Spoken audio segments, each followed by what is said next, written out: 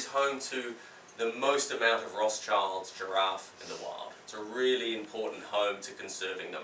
So a couple of years ago we decided to put a lot more effort into conserving these because we listed them as endangered in 2010. So up until last year there was 2 populations of Rothschild's giraffe in Uganda. So there was Murchison Falls and there was Kidepo Valley National Park. In the last year we've helped the government, the Ugandan Wildlife Authority, to set up 2 new populations of giraffe in Uganda. South side of Murchison Falls and also Lake Mburo. So this is really great. I mean, where do you get to have an impact to set up new populations of the world's largest or tallest mammal? So very, very sort of supportive is the Ugandan Wildlife Authority, and this was built on the back of a memorandum of understanding, an agreement that will provide all conservation management support in the country to Uganda. So this is an amazing thing. If we are going to make a difference, we have to work with government and partners. So the guys down in Lake Mburu, we moved down 15 individuals. They were moved down in July last year. They were taken on trucks, all got down through the middle of the night through Kampala, all the way down there. Do any of you guys have spots in any of your reticulated giraffe? But that's normal, isn't it? Nah. So these are pure Rothschild's giraffe. You can see spots in the middle of their patterns. So maybe your reticulated giraffe might have a little bit of something else in them. So that's very common. What happens when they hybridize in the captive world is you get this spot pattern. Down in Lake Mburu, what we did was not just only did sort of a lot of the habitat management side for them and figuring out is this a good place to bring giraffe that hadn't been there for more than 100 years. We equipped them out with new binoculars, cameras, the works. We went down in the field and provided training and support. How do you take photos? How do you identify individuals? It's only 15. I mean, all of you guys know your giraffe and animals like that. But these guys had never done that before and didn't think you could identify giraffes individually. So this is a great thing to be involved with. This is young Michael Brown. He's from Dartmouth College. Far too clever for his own good, this guy. And this is Andrea Bryant from Shine Mountain Zoo, who came out with us on this trip. So as part of setting up the program there, what we did is we developed a thing called Giraffe Spotter. So anyone who comes into the park, especially all of the tourism lodges around, take a photo of giraffe, get a GPS point, or you know where it is, go online and you can load up where you saw this giraffe and who it is. So we can start to develop a database of who these giraffe are. Everyone becomes citizen scientists, and that's really cool. It's not just us. So, who's this guy? Does anyone remember his name? Melvin. Melvin. So Melvin will be the star throughout the rest of this talk. And he's the star of this new BBC, BBS documentary. It's got nothing to do with me. It's got all to do with Melvin. But this has been really valuable, and so we've set this up in Lake Mburu, but we also have set it up in Kidepo Valley National Park, where Erica came with us.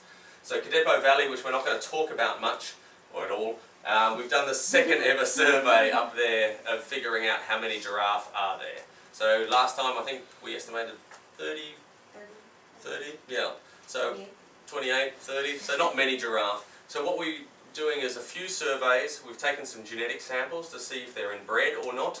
They're still taking time to come out of the country, those samples, but Karibu Africa, that's just normal. Welcome to Africa.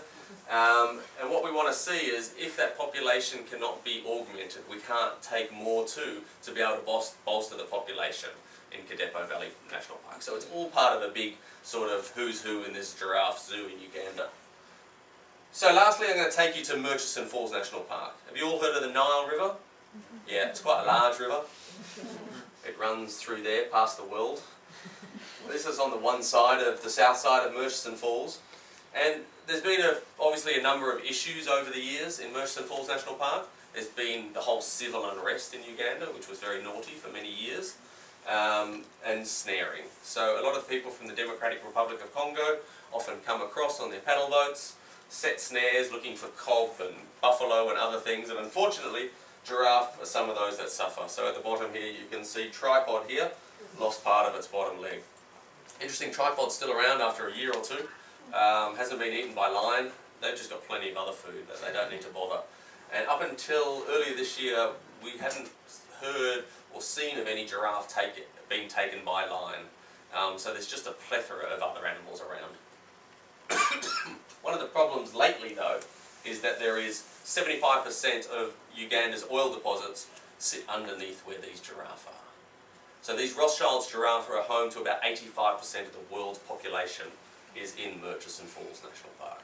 So it's critical that we conserve this place. So unfortunately, mining for oil looks like it will start soon enough. So we decided that, well, they need to start to pay for this. So we've been able to get some support from them lately to understand what is happening as a baseline. So how many giraffe, where are they moving, what are they doing? So we're not working with them. I think that's important to understand. We're getting their funding to figure out that in future, as we continue to monitor them, that we can assess if that mining is having an impact. There is no other way to do it. And giraffe is the #1 species that they must protect in this area as a result of the mining because they're listed as endangered. So, touch wood that the oil prices stay low so that they don't want to do anything. But with that oil mining and with some of the threats, we decided to set up Operation Twigger. So World Giraffe Day last year. Let's set up a new satellite population of giraffe, just in case. You never know. So we moved 18 giraffe to the south side of Murchison Falls, in an area that they probably hadn't been for hundreds and hundreds of years. And so Operation Twigger 2, which was supported by World Giraffe Day and all you guys, we can't thank enough, brought together people out in the field to be able to do something super cool. That's in honesty, capturing a whole bunch of giraffe is mad, but it's mad fun. These were a whole host, and not everyone who supported us, but it was just shows that was more than 150 individuals, organisation, people around the world that came together to be able to raise more than $100,000 US to get this undertaken. And what it did was to be able to buy things like this. This is a truck, translocation truck that it was turned into. It was brand new. This is the first time the government had ever had a translocation truck. So we used it for this giraffe, and since it's been used for buffalo, zebra, cob, etc. So it's really having an impact for the government. Provided a whole host of new equipment. This photo was actually taken in Kadepo. And brought together a whole bunch of mad people. One of the important things about this is this was the first time that the Ugandans had ever done translocation of giraffe themselves. We didn't know that until we went up. And it's like, well, what happened last time? Oh, the Kenyans came across. So we brought, luckily with us, this guy called Pete Morkel. He was in some pictures earlier. He's our secret weapon, Pete is. He's an amazing wildlife veterinarian, works across Africa, does a lot of stuff with rhinos in particular. But he's our giraffe guy, and he helped, with Lisa Dodone from Cheyenne Mountain Zoo, provide a lot of training and support to these veterinarians. So we've got 1, 2, there's Patrick, 3, 4 from the Ugandan Wildlife Authority that are vets. One guy from UWEC, which is Entebbe Zoo, who is a wildlife vet. All the guys in blue are wildlife vets from Gorilla Doctors. So what this ended up being was a large capacity building program for these guys. And I mean, that's really cool. You could get to make a difference to these guys. And then there was a couple of academics and obviously bringing along the kids because it was school holidays. Not. This is an example. This is actually this photo was taken in Kadepo National Park. Eric is not in there. There's Phil. Yeah, he's from Chester Zoo. And this is the veterinarian. So typical veterinarian. Any veterinarians here? Oh, brilliant. This is what they do always. Just do that. Over there, and oh, bang, my job is done, and I'm done. They can be the biggest pain in the backside ever. Lovely people, I'm sure. But no, it's amazing skills to have, but they don't get in the heat of the moment often. And you know, you're the one who has to do the hard yards. So very good at talking. So this is a good training session, and what this shows is lots of smiley, happy people, and that's what giraffe capture is. It's hard work, but it's difficult to train people. So once you've figured out how do you train to capture, we normally spend a couple of mornings on figuring out how to do it, a bit of training. We go out and we want to spot a giraffe. which giraffe is the best giraffe. We want smaller giraffes preferably so they can fit in the box, take it to the boma so it's easier to move. So how do you do giraffe capture 101? This is the easiest, best that I've ever seen. Very quiet. Giraffes being darted, you can see. Might wake up with their headache. But it can be as simple as that, and I've done a few in my life, and this is amazing how easy just walking up quietly around it. If you know noise and they're drugged properly, they'll go down easy like that. Unfortunately, sometimes it's not quite so easy.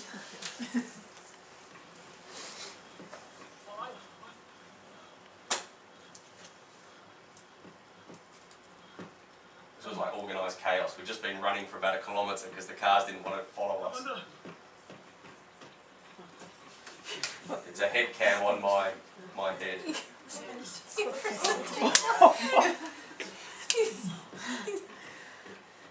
got him! Still got him, guys! Still got him! Still got him! It still counts. More drugs.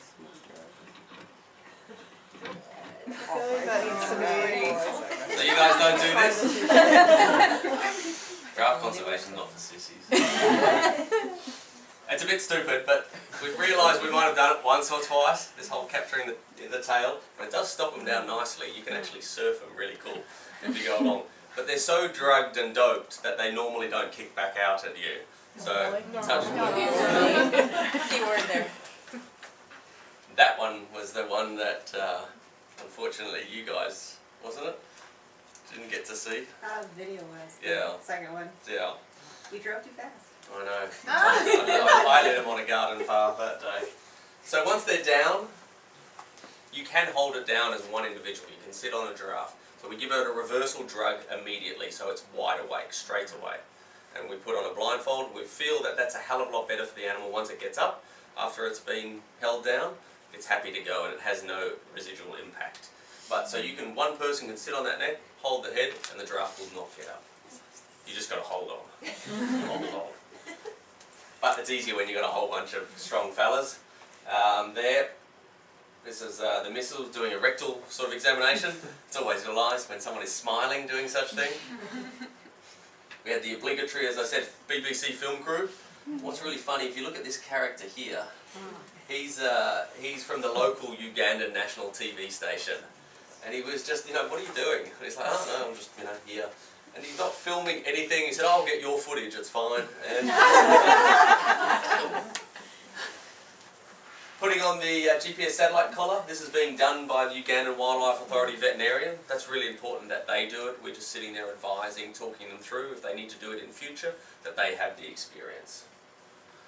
Dig it in because the trailer wasn't built so well. We had to do a fair bit of manipulation. But how do you get a giraffe in a trailer? Is it similar to you guys? You do some training and you just push them in, you reckon? Do you use ropes at all? Now, let's have a bit of a look.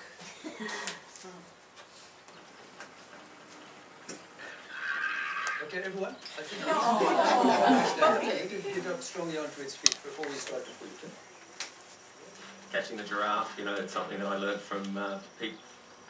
If he says things can be done, you do it. And you're out there and you're there for the giraffe. Giraffes use their powerful necks to batter other giraffes. 10 people. But Julian has to stay close to stop the giraffe from hurting itself. When it's down, you sort of, okay, quick rush, let's get all the things done, let's make it safe, let's make it sound, and you're just waiting for that moment to get up safely.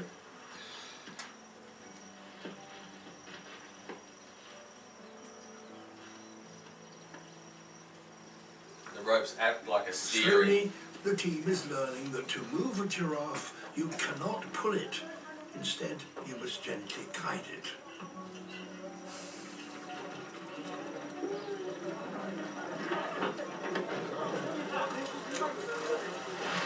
Fantastic, eh?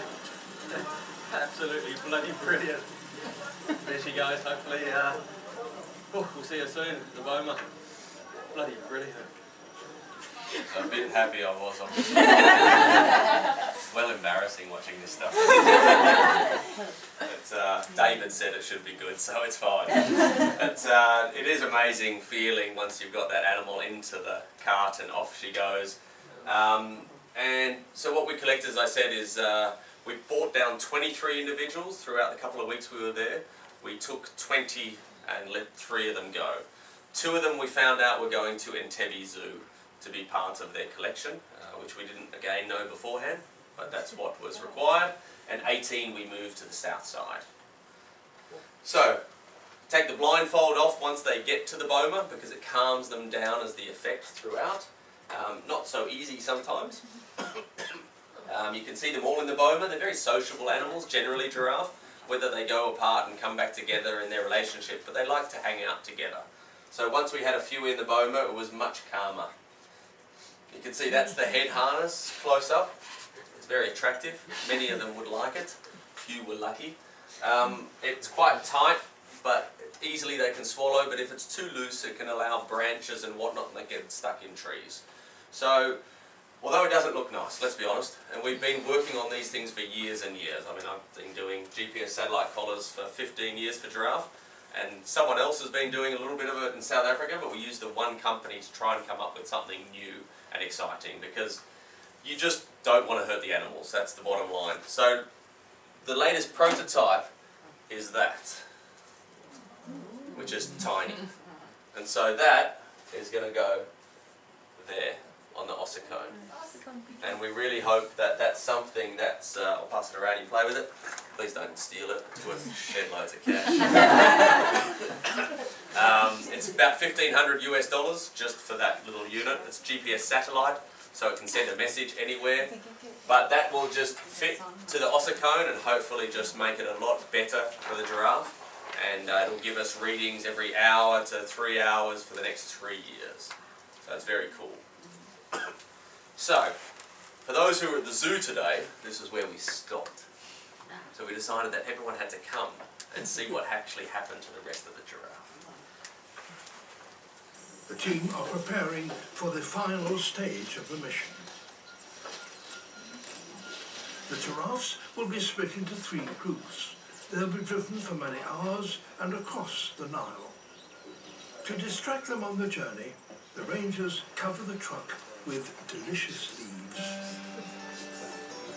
This specially prepared vehicle has been paid for by the donations of hundreds of people from across the world.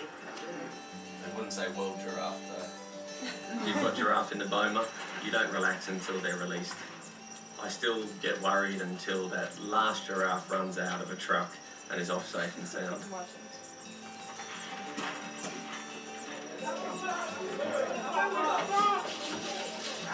Murchison Falls has never seen anything like it.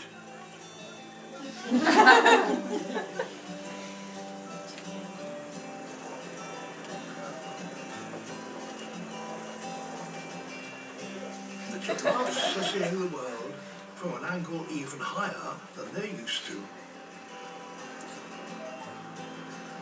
Because of its precious cargo, the convoy heads out slowly. The team have put bars between the giraffes to help them stay upright. It's such a delicate situation that 8 men must ride up with them to keep constant watch at the risk of being licked with a giant tongue.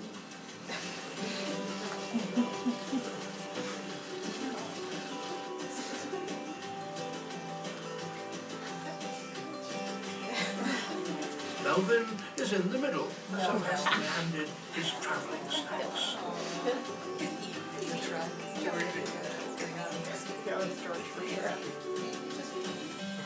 After 4 slow hours of driving, they reach an obstacle no truck or giraffe can cross without help. The Nile. The water here will flow over 4,000 miles across the Sudan and into Egypt before it finally meets the sea. Just a few miles upstream, the torrent is so strong it can cut through mountains. But here the river becomes calmer. The banks and the water are havens for wildlife, and the current gentle enough for the journey to cross.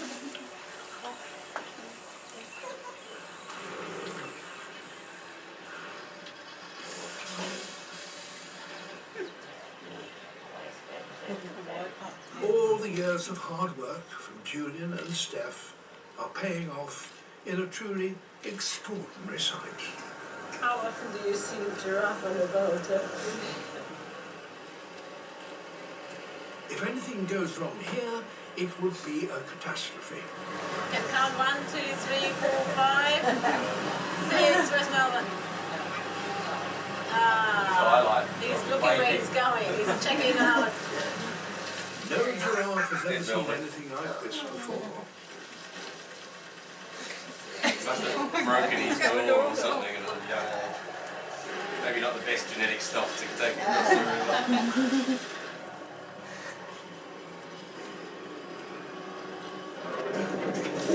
The ferry safely pulls in and the passengers enter a land untrodden by giraffe. We're on the way. We've just crossed over the Nile River with 6 giraffes. I've never been so stressed in my life.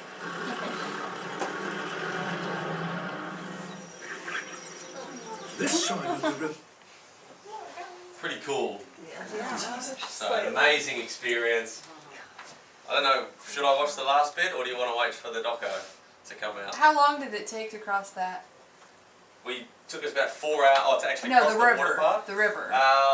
Not too long, about 10 minutes. Yeah, so it's relatively quick, maybe a little bit less, but yeah. So I will play the last part, but just know that on October 26 on PBS Nature, you will not have David Attenborough talking. You will have some monotonal American person who will be narrating, unfortunately. And the doco is about 10 minutes shorter, I believe. We haven't seen anything. We believe on the PBS site there is a clip that you saw at the start that is narrated by someone. Don't know who it is. So go online and you might be able to find it on YouTube if you're interested in Attenborough. Is that just the stupid American version? Like you guys, like elsewhere? Yeah, that's the like David Planet Attenborough Earth was one on David YouTube. Attenborough That's elsewhere, like- but it wasn't here. So. Just giving me that is like kicking puppies. That's just too easy to answer. Unfortunately, I don't know. Yeah, today actually was the 3rd showing of this documentary in the UK, and the first time it showed, it was the 3rd most watched show for that month in the UK. So, which is really cool, but I still don't understand why Attenborough was not brought across, unfortunately. And it's not Morgan Freeman or anything cool like that. So, have a watch online if you're interested, but also watch the American version, and then you can do some comparison. So this is how it all ended up. Stop. Open the door first, Alan. There's no time for hesitation. The longer they're inside, the more chances of an accident. Kennedy, you come out. Out. Let us pull. Bars are all gone. The team creep back so the nervous giraffes can see it's clear ahead. Come on, Melvin, be the man. Melvin and the others make their move.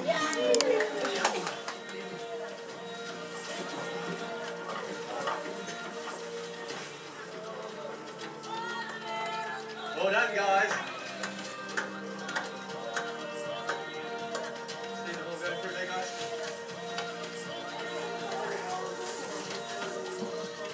When it happens, it's amazing. All the guys we've worked with, it's been an amazing effort, you know, and super proud. Super proud that we've been able to do an amazing job together. We are feeling great. This is a great success. All the animals are released. They're all alive. No problem. Giraffe after giraffe runs off into a new life.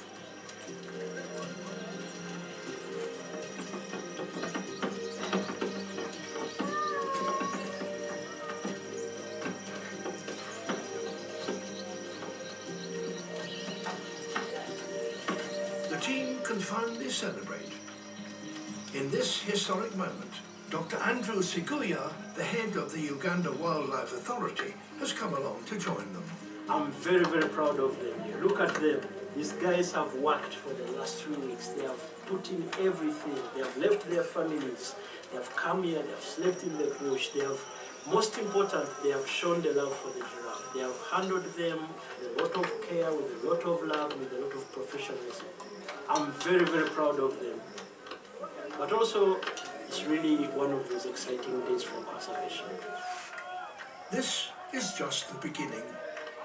The Ugandan team will now continue their mission to save giraffes and other endangered animals across the entire country.